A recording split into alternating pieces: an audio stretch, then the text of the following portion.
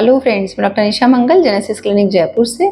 आज हम बात करेंगे प्री प्रेगनेंसी प्लानिंग के बारे में, जिसे हम प्री कंसेप्शन प्लानिंग भी बोलते हैं। प्री प्रेगनेंसी पीरियड होता है प्रेगनेंसी प्लान करने से लेके प्रेगनेंसी पॉजिटिव आने के बीच का जो पीरियड है। ये पीरियड इसलिए इम्पॉर्टेंट होता है कि अगर कुछ चेंजेस हम इस पीरियड में करें तो हम प्रेगनेंसी के अंदर होने वाले कॉम्प्लिकेशंस को रोक सकते हैं। बहुत बार पेशेंट्स हमारी ओपीडी में आते हैं जब उनको प्रेगनेंसी पॉजिटिव आ जाता है, और जब हम उनके टेस्ट कराते हैं तो पता चलता है कि या तो बीपी बहुत ज़्यादा है या थायराइड बहुत ज़्यादा है, पेशेंट को शुगर्स हाई हैं, या कोई जेनेटिक फैमिली हिस्ट्री है, या पेशेंट्स को ऑलरेडी यूट्रस के अंदर फाइब्रॉइड्स हैं, या ऐसी कुछ चीज़ें, कुछ वैक्सीन्स नहीं लगी हैं। बट प्रेगनेंसी ड्यूरेशन में हम इनको हैंडल करने की जो सारी दवाइयाँ हैं वो यूज़ नहीं कर सकते हैं। अगर ये चीज़ें हमें प्रेगनेंसी के पहले पता लग जाए तो हम इनको पहले कंट्रोल करेंगे और फिर प्रेगनेंसी प्लान करेंगे।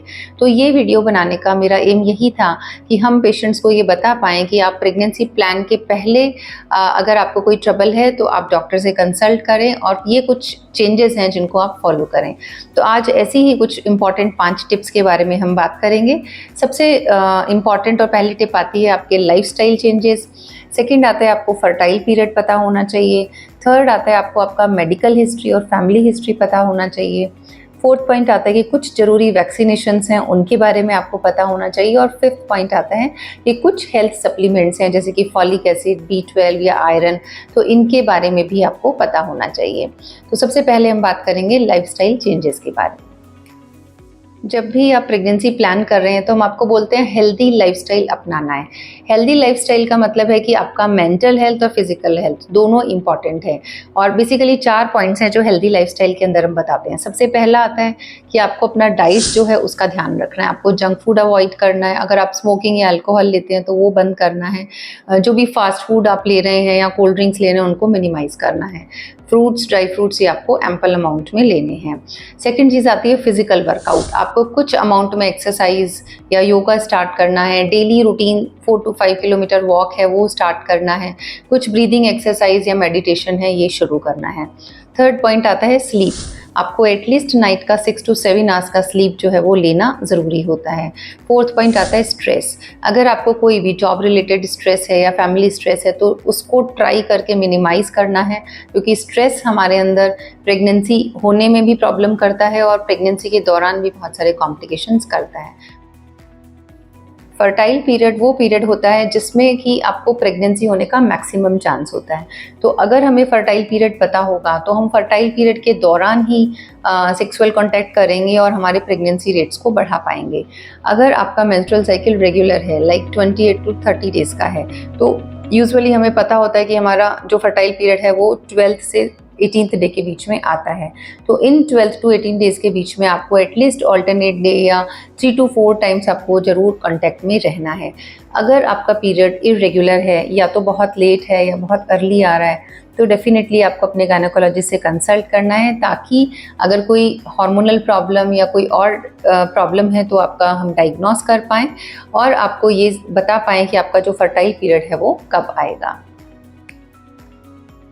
एक हेल्दी प्रेगनेंसी के लिए आपको आपका मेडिकल हिस्ट्री और फैमिली हिस्ट्री पता होना भी ज़रूरी है।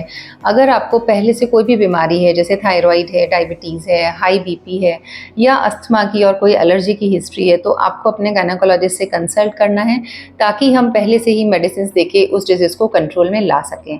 अगर आपका प्रीवियस कोई ऑब्स्टेट्रिक हिस्ट्री है, जैसे या तो कोई मिसकैरेज हुआ है, या आपने कभी कोई अबॉर्शन पिल लिया है, या आपको कोई ऐसा प्री टर्म डिलीवरी हुआ है 6 मंथ पे या 7th मंथ में, तो ये चीज़ें भी आपको अपने गायनेकोलॉजिस्ट से कंसल्ट करनी है, ताकि इसके अकॉर्डिंग भी हम पहले से ही दिमाग में ट्रीटमेंट प्लान कर सकें।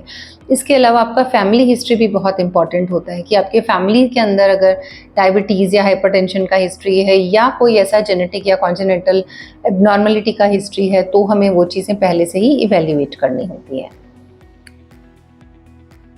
प्री प्रेगनेंसी वैक्सीनेशंस बहुत इंपॉर्टेंट होती है, क्योंकि कुछ ऐसी बीमारियां हैं जो अगर आपको प्रेगनेंसी में हो जाएं तो उसके बहुत कॉम्प्लिकेशंस हो सकते हैं, जिससे मदर और बेबी दोनों को हाई रिस्क हो सकता है, जैसे कि chicken pox, mumps, measles, rubella और इन्फ्लुएंजा। तो इन सभी डिजीज़ेज़ की वैक्सीन्स हम प्रेगनेंसी प्लान करने के पहले ही रिकमेंड करते हैं।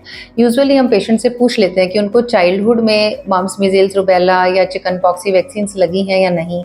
अगर पेशेंट को नहीं लगी है या उसे पता नहीं है तो हम उसका स्टेटस भी मालूम कर सकते हैं ब्लड टेस्ट करा के। और अगर पेशेंट को ये वैक्सीन नहीं लगी हैं तो यूजुअली ये वैक्सीन दी जाती हैं। इसके अलावा भी एक वैक्सीन होती है जिसे हम HPV वैक्सीन या सर्वाइकल कैंसर वैक्सीन कहते हैं, वो भी आजकल हम प्री प्रेगनेंसी पीरियड में ही रिकमेंड करते हैं। प्री प्रेगनेंसी हेल्थ सप्लीमेंट्स ये भी बहुत ज़रूरी होते हैं, क्योंकि प्रेगनेंसी प्लान करने के पहले ही अगर हम ये सप्लीमेंट ले लें तो हम प्रेगनेंसी के कॉम्प्लिकेशंस को रोक सकते हैं। मोस्ट कॉमनली हम फॉलिक एसिड पेशेंट्स को रिकमेंड करते हैं, क्योंकि फॉलिक एसिड जो है बच्चे के ब्रेन डेवलपमेंट और स्पाइनल कॉर्ड डेवलपमेंट में यूज़ होता है, और अगर इसकी कमी हो तो बच्चे के अंदर एनेंसेफेली या स्पाइना बाइफिडा जैसी खतरनाक बीमारियां हो सकती हैं। फॉलिक एसिड के अलावा भी अगर पेशेंट का न्यूट्रिशनल लेवल कम है, जैसे कि पेशेंट को कोई आयरन डेफिशिएंसी है या B12 या विटामिन D3 डेफिशिएंसी है, तो इनको भी हम सप्लीमेंट करते हैं। इसके अलावा विटामिन C भी बहुत यूज़फुल होता है प्री प्रेगनेंसी पीरियड में। यूजुअली अगर आप एक हेल्दी डाइट लेते हैं तो हेल्दी डाइट से भी आप अपनी न्यूट्रिशन वैल्यू अच्छी कर सकते हैं, और वो आपको प्रेगनेंसी कॉम्प्लिकेशन से बचाएगी। आई होप आपको ये वीडियो पसंद आया होगा। इसको अपने फ्रेंड्स और कलीग के साथ शेयर करिएगा। अगर आपको कोई भी क्वेरी हो तो आप कमेंट बॉक्स में कमेंट कर सकते हैं। Thank you.